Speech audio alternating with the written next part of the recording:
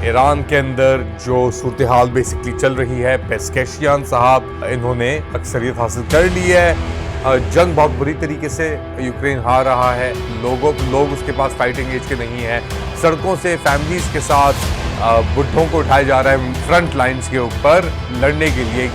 Israel के हमले अभी भी जारी हैं। 27 फलस्तीनी पिछले 24 घंटे में जो हमें कंफर्म रिपोर्ट्स हैं मारे गए हैं। इलेक्शंस की बात करते हैं तो तकरीबन 25 इंडिपेंडेंट्स जीते हैं। बेसिकली उनका पाकिस्तान या आज़ाद जम्मू कश्मीर से ताल्लुक रहा है। तो बाइडेन साहब जो हैं उन एक और इंटरव्यू दिया है उन्होंने ABC चैनल को। वो डटे हुए अभी तक, वो कहते हैं कि मैं तो भाई सही हूँ, बिल्कुल मुझे कुछ नहीं हुआ और मैं तो लड़ूंगा। ईरान में नए सदर मुंतखब पेज़ेश्कियान साहब एक सेंट्रिस्ट बताए जा रहे हैं। क्या मुस्तकबिल होगा? लेट अली शो यू के एक और एपिसोड में आप सबको खुशामदीद। Do like, subscribe and share this content, हमारी इंटरनेशनल एडिशन का, जिसके अंदर मैं आपको इंटरनेशनल जो डेवलपमेंट्स हो रही हैं, खबरें आ रही हैं, उनसे आगाह कराता हूं और ये आप तक लेके आता हूं। तो प्लीज़ शेयर करें, लाइक करें, नोटिफिकेशन आइकॉन पे प्रेस करें।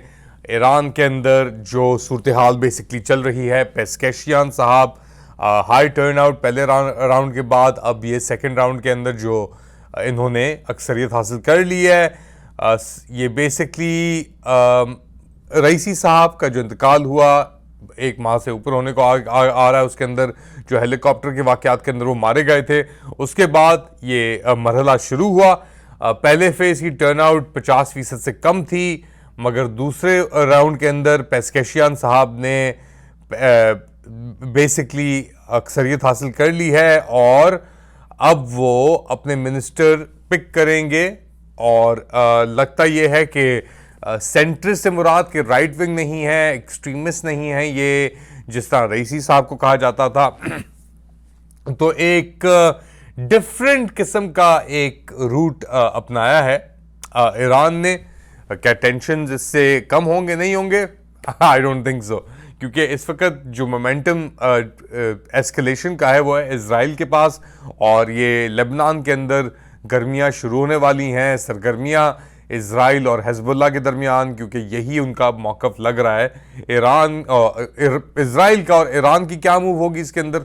ऑब्वियसली अगर इजराइल ने हिजबुल्लाह लेबनान के ऊपर हमला किया तो ईरान डेफिनेटली हिजबुल्लाह की मदद के पे आएगा। सीरिया में उसके फोर्सेस हैं, एक जगह ज़बदानी करके लेबनान और सीरिया के बॉर्डर के ऊपर, वहाँ पे बहुत बड़ी कंसंट्रेशन है इरानियन हशद शाबी एफिलिएटेड गैंग्स की and so on so fourth. अच्छा, यहाँ पे ईरान के अंदर तो ये चीज़ें हो रही हैं। यूरोप के अंदर भी एक तरीके से एक शिफ्ट हो रहा है, एक रीअलाइनमेंट हो रही है। उसकी सरे फहरिस्त यूरोपियन रीअलाइनमेंट पे हैं एक साहब, उनका नाम है विक्टर ओरबान।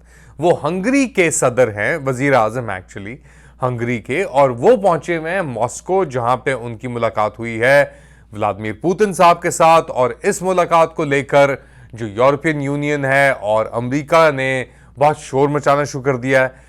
ओरबान साहब यूक्रेन के अंदर जो जंग चल रही है उसके अंदर वो मुदाखलत, यूरोपियन मुदाखलत के खिलाफ हैं, ज़्यादा पैसे डालने के खिलाफ हैं।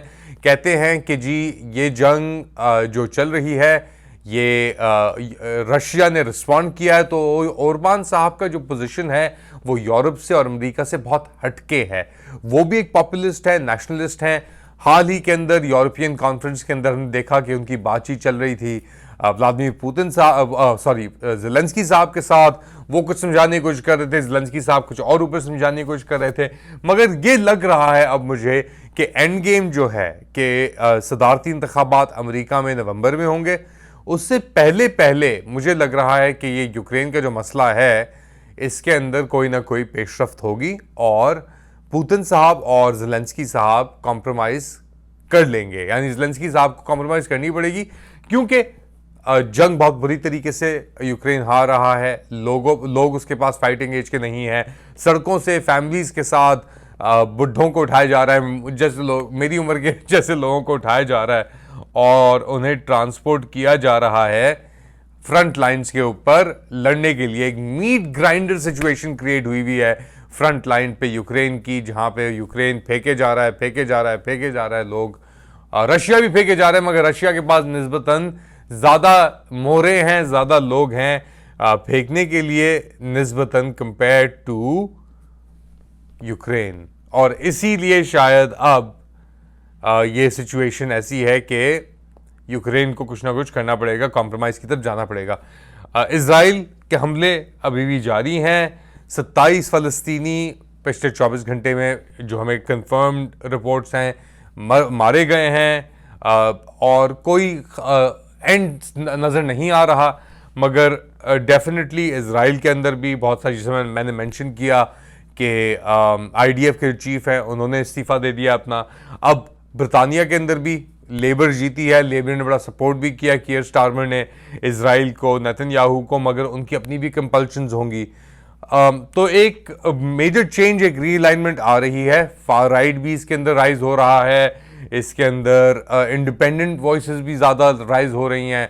हम यूके इलेक्शंस की बात करते हैं तो तकरीबन 25 इंडिपेंडेंट्स जीते हैं बेसिकली। लेबर से जो टूट के हटे थे, निकले थे, उसमें से 20 जो हैं वो मुसलमान हैं और उनका पाकिस्तान या आज़ाद जम्मू एंड कश्मीर से ताल्लुक़ रहा है। तो ये चेंजेस आ रही हैं बेसिकली इस पूरे खित्ते के अंदर, ये चेंजेस आ रही हैं पूरी दुनिया में एक तरीके से, जहाँ पे अमेरिका की पावर थोड़ी सी डिक्लाइन हो रही है। एक रीअलाइनमेंट भी चल रही है जिसके अंदर रशिया एक कैटलिस्ट है, इसके अंदर चाइना एक कैटलिस्ट है डेफिनेटली।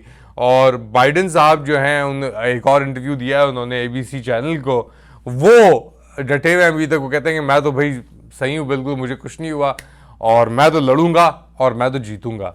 मगर क्या वो लड़ सकेंगे, क्या वो जीत सकेंगे, मुझे तो नहीं लग रहा। ये चेंजेस बहुत मेजर हैं, मैसिव हैं।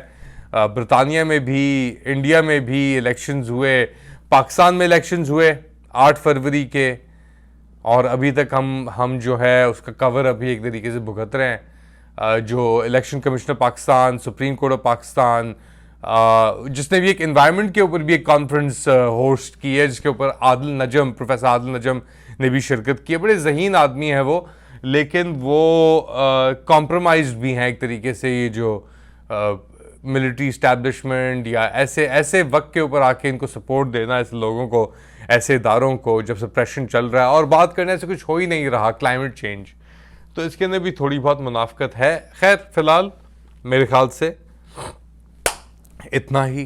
अपना ख्याल रखें, एक दूसरे का ख्याल रखें। गर्मियाँ बहुत हैं, पूरी दुनिया में एक हीट वेव सी चली हुई है, ग्लोबल वार्मिंग आपके ऊपर है, पाकिस्तान के अंदर बहुत बुरे हालात। तो जितना आप अपने ऊपर कंट्रोल कर सकते हैं, अपने इर्द गिर्द लोगों की मदद कर सकते हैं इस गर्मी के अंदर, गुस्से पे कंट्रोल कर सकते हैं, उतना बेहतर होगा।